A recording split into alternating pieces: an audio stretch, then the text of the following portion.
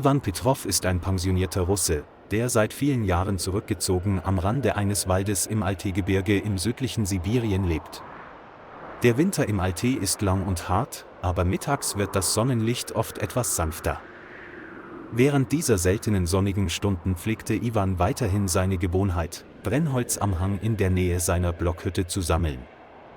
Er trug einen dicken schwarzen Mantel und eine alte Wollmütze und ging langsam auf der dünnen Schneeschicht und dem rutschigen Eis. Er war von schneebedeckten Kiefernwäldern umgeben, aus denen große Felsen aus dem weißen Boden ragten. Die Stille war so tiefgreifend, dass Iwan das leise Knirschen des Schnees unter seinen schweren Schuhen deutlich hören konnte. Sein Ruhestand verlief gemächlich und ging beinahe im langsamen Rhythmus der Berge und Wälder auf.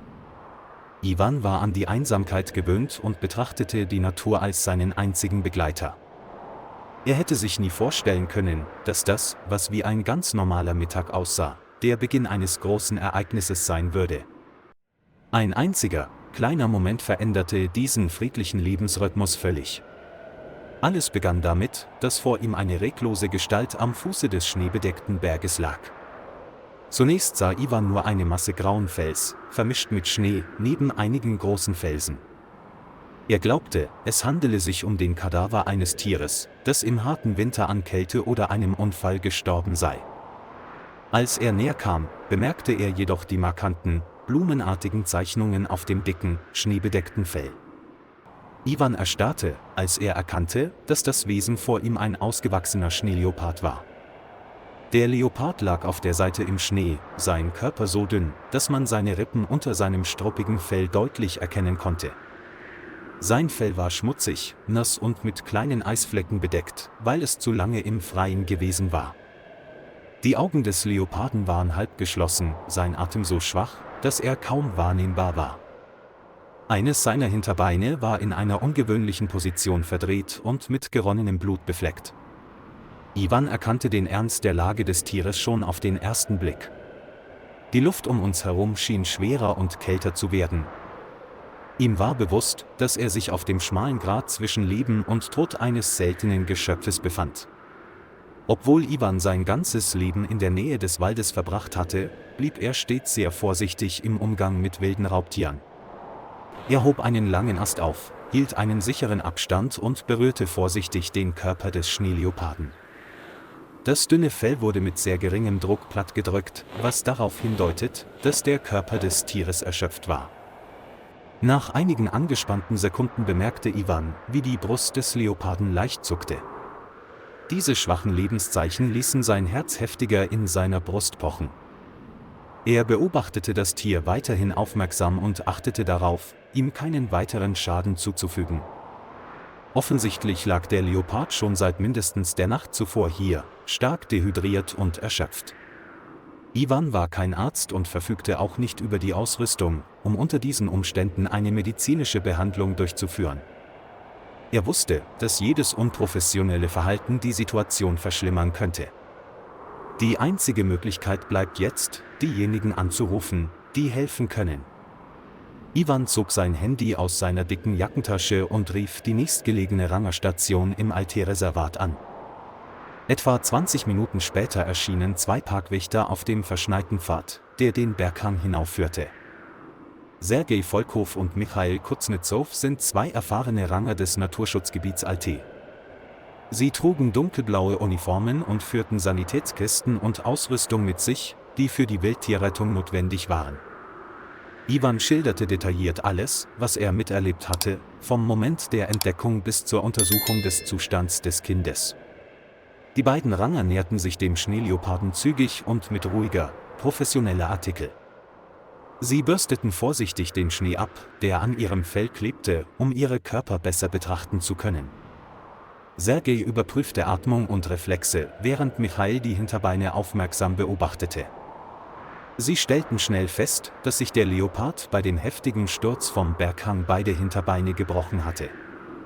Neben seinen Verletzungen befand sich sein Körper aufgrund von Hunger und Kälte auch in einem Zustand schwerer Erschöpfung. Sie tauschten kurze Blicke aus, denn ihnen war klar, dass die Zeit knapp wurde. Die Entscheidung zur Notfallrettung wurde ohne zu zögern vor Ort getroffen. Michail bereitete das Narkosemittel vor, während Sergei das Tier sicher festhielt. Die Injektion wurde präzise verabreicht, um die Schmerzen für den Schneeleoparden zu minimieren. Nach wenigen Minuten entspannte sich der Körper des Leoparden allmählich und er fiel in einen stabilen Zustand der Bewusstlosigkeit. Die beiden Ranger legten es vorsichtig auf die spezielle Plane, die sie mitgebracht hatten. Iwan stand schweigend hinter ihnen und beobachtete jede ihrer Bewegungen mit unverhohlener Besorgnis. Die drei Männer arbeiteten zusammen, um den Schneeleoparden auf die Ladefläche des Pickups des Rangers zu heben. Der abgemagerte Körper des Tieres lag regungslos auf dem kalten Boden des Fahrzeugs. Sie sicherten und bedeckten schnell seinen Körper, um ihn vor dem kalten Wind zu schützen. Das Auto sprang an und hinterließ tiefe Reifenspuren im weißen Schnee. Iwan schaute zu, bis das Auto im schneebedeckten Kiefernwald verschwunden war. In seinem Herzen keimte ein schwacher Hoffnungsschimmer auf, dass der Leopard vielleicht doch noch eine Überlebenschance hätte. Der Schneeleopard wurde direkt zur Tierrettungsstation im Alté-Reservat gebracht. Hier wurde es umgehend in einen Behandlungsraum mit modernster Ausstattung gebracht. Die Tierärzte legten den Leoparden auf einen Computertomographen, um das Ausmaß der Verletzungen genau zu beurteilen. Die Bilder zeigen, dass beide Hinterbeine schwer gebrochen sind, aber glücklicherweise gibt es keine inneren Organschäden. Darüber hinaus erfordern muskuläre und körperliche Schwächungen eine Langzeitbehandlung. Die Ärzte einigten sich schnell auf einen geeigneten Behandlungsplan. Die beiden Hinterbeine wurden sorgfältig geschient und mit speziellem Material ruhig gestellt. Zur Stabilisierung des Körpers wurden kontinuierlich Schmerzmittel und intravenöse Flüssigkeiten verabreicht. Anschließend wurde der Leopard in einen Käfig mit einer Wärmelampe umgesetzt, um ihn warm zu halten. Die ruhige Umgebung half ihr, sich allmählich von dem großen Schock zu erholen. Jede vergehende Stunde wird vom Team aus Rangern und Ärzten genauestens überwacht. Am nächsten Tag wachte der Schneeleopard allmählich in seinem warmen Gehege auf. Es öffnete langsam die Augen, sein müder Blick schweifte über die ungewohnte Umgebung. Ein Parkwächter fütterte das Tier vorsichtig mit kleinen Stücken weicher Nahrung. Anhaltender Hunger veranlasst den Leoparden, langsam, aber mit einem starken Überlebensinstinkt zu fressen. Nach dem Fressen schlief es wieder ein, sein Körper brauchte noch viel Zeit zur Erholung. In den folgenden Tagen wechselten sich die Ranger bei der Pflege, Reinigung und Überwachung des Gebiets ab.